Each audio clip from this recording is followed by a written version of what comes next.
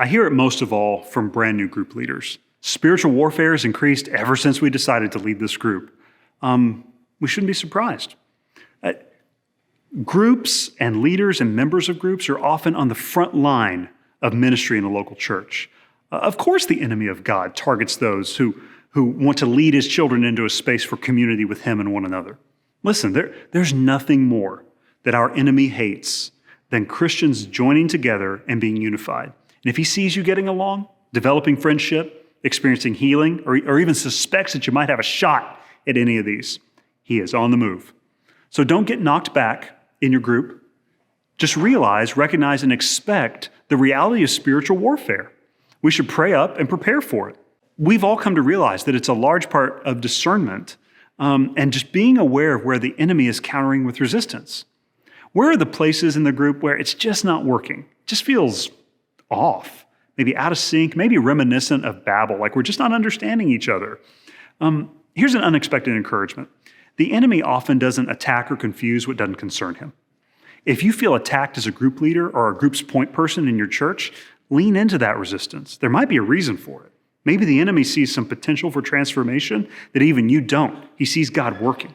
Refuse to give up the good ground that God is making in your group. Just ask for discernment from the Spirit to see the enemy's schemes against what God is doing in your group. Go on the offensive.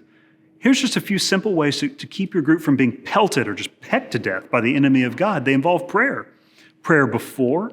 Now that's just a simple yet profound way to prepare for the warfare and the work of the group. Just pray. Pray over the seats in the living room if you're the leader or if you're setting up group for the night.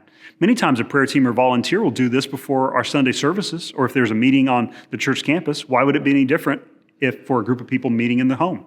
Your group members, we're all likely people of habit, and we're sitting in the same general spot every time. Use this for the work in warfare. Pray for the individuals who are sitting in each seat by name. Ask the Lord to give you scripture to pray over them. Pray what you know about them, what they've shared or what they're asking God for, and ask God to meet them that night in group. And then pray over one another. The enemy hates friendships. He hates it when we get along.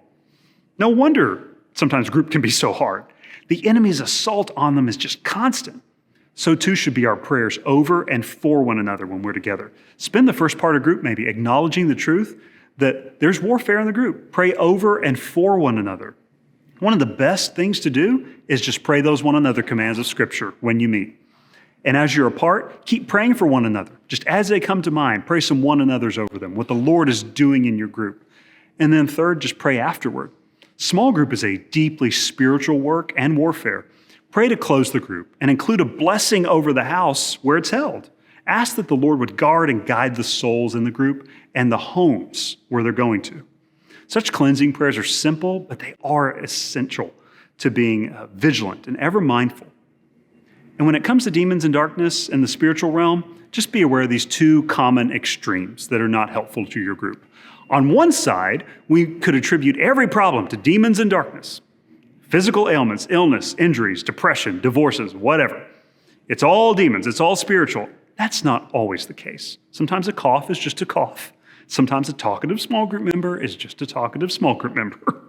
And on the other side, we can act like there are no demons or darkness, like there's no spiritual realm.